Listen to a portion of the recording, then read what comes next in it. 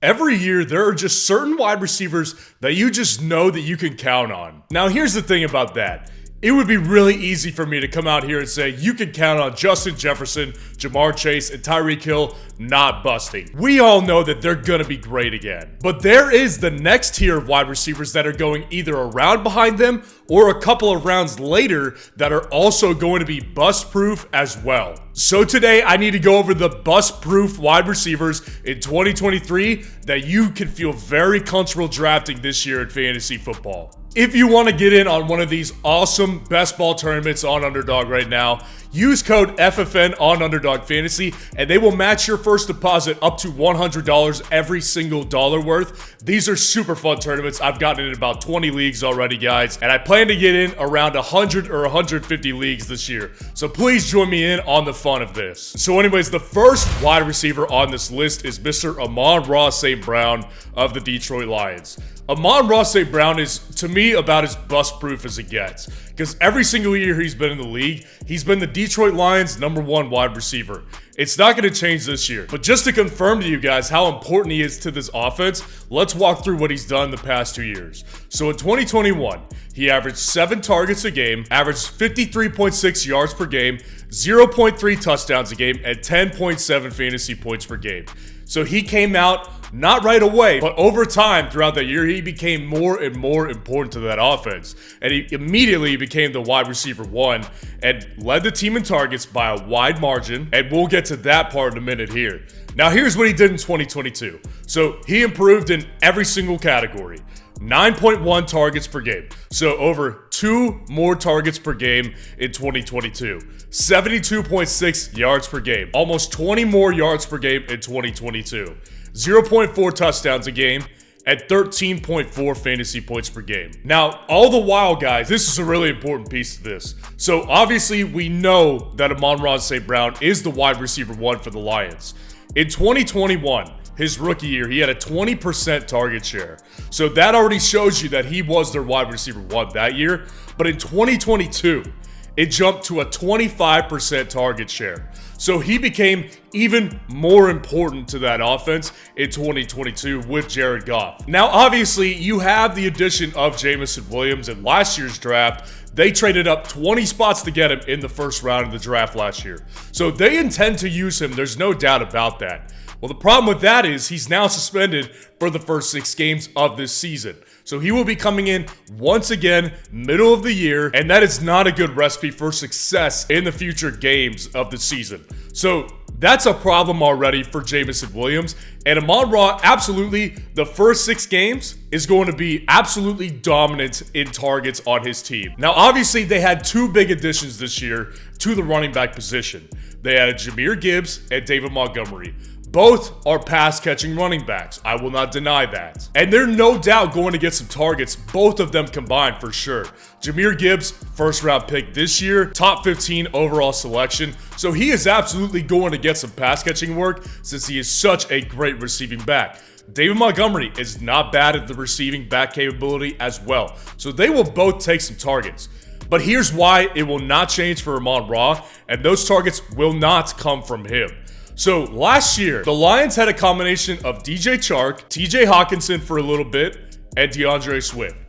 Now, with all of those 3 guys now off the team, they are leaving behind 165 targets. 165 targets vacated from this offense. So what is going to happen? What's going to happen is some of those are going to go to Jameson when he comes back. Some of those are going to go to the other 2 running backs and maybe a little bit to the rookie tight end, Sam Laporta.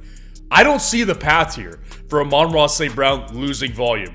That is why he is such a safe bet this year, because his volume is still going to be there. He will get top 10 wide receiver volume, and that is why he is a bust-proof wide receiver in 2023 fantasy football. Moving on to number 2, I have Chris Olave of the New Orleans Saints.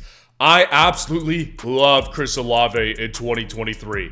Now, granted, I have been drafting a lot of T. Higgins, who is going in the same range as Chris Olave, but I'm actually starting to change my strategy a little bit and start picking Chris Olave a little bit more because I already have so many shares of T. Higgins.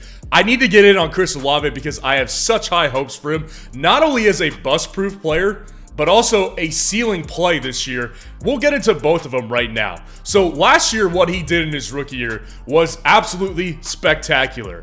7.9 targets per game, almost 8 targets a game, 69.5 yards per game, 10.8 fantasy points per game. And that was all with Andy Dalton and Jameis Winston as quarterback. Those two quarterbacks, obviously neither one of them are good, but here's the other important piece to that is when a wide receiver doesn't have stability and consistency at the quarterback position, it's hard to establish chemistry with any of them because you don't have one of them. That was Garrett Wilson's problem last year. But much like Garrett Wilson, Chris Olave already came out and showed how great of a player he is.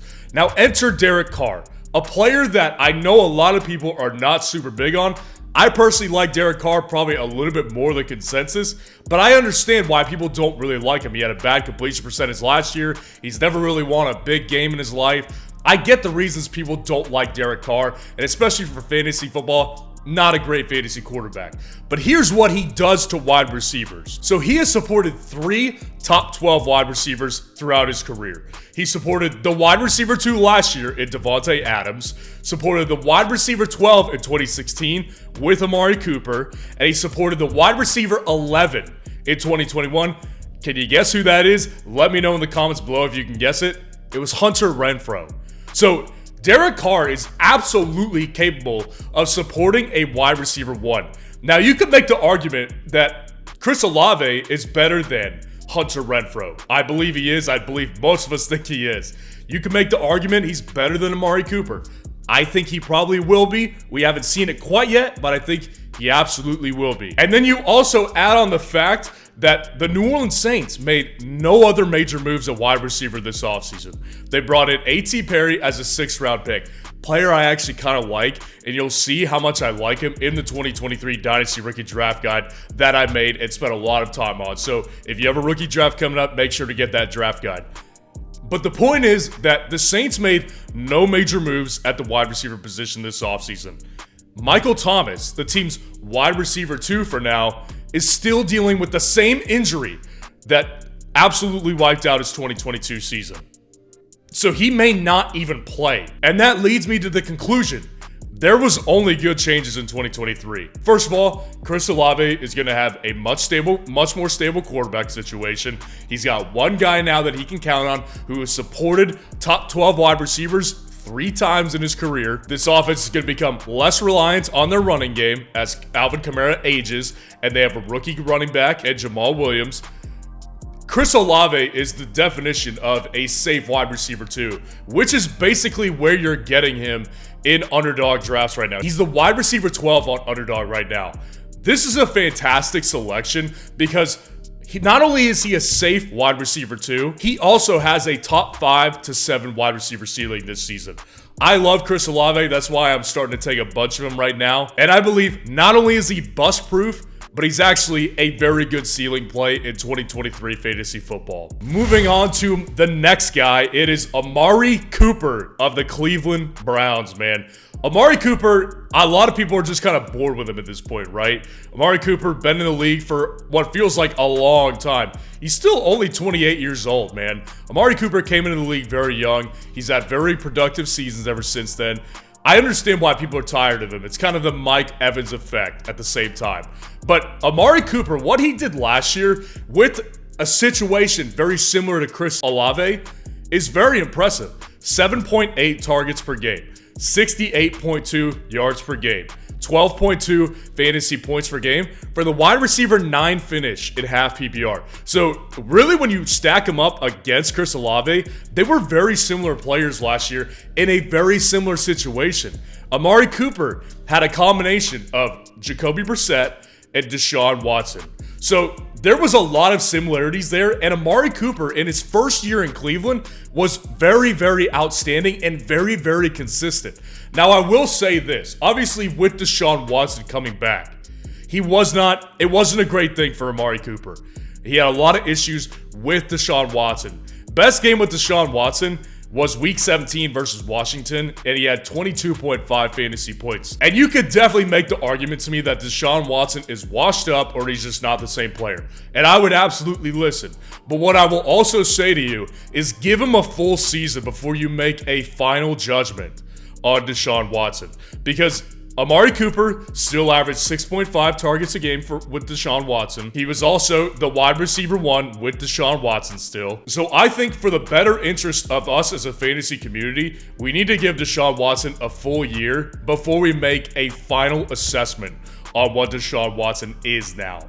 Now, here's the other good part. Amari Cooper is now almost fully recovered from his core injury that he had surgery on in February. So he should be coming into the larger part of the offseason with a good amount of time with Deshaun Watson. So they're going to be able to build lots of chemistry during this offseason. They're going to be able to really hone down their craft together. In the case of all of these guys, the only way Amari Cooper busts is if he gets injured, or in the slight chance that DeAndre Hopkins goes to Cleveland. That looks unlikely at this point, but if it does happen, we'll have to reevaluate at some point.